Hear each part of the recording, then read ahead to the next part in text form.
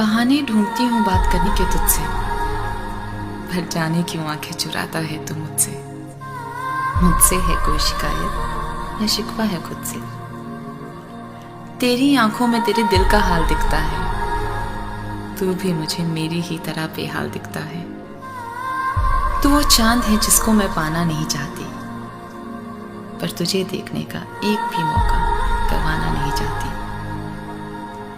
तुझे दूर से चाहना मंजूर है मुझे, मेरी इस इबादत पे गुरूर है मुझे। तुझे अपने लफ्ज़ों में छुपा के रखूंगी, अपनी शायरी में बसा के रखूंगी। चांद सा है तू, तेरी चांदनी नहीं, मैं खुद को ज़मीं बना के रखूंगी।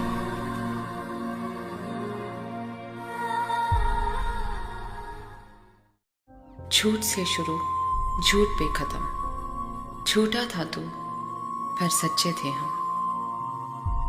हर एक लफ्ज़ फरेब में लिपटा है तेरा। कुछ ना गया तेरा, पर सब टूट गया मेरा। कहता है इश्क करता था सच्चा, बस कर मेरी जान, अब खोने को मेरे पास और कुछ ना बचा। जा माफ किया फिर से, तू मेरे गुस्से के लायक नहीं।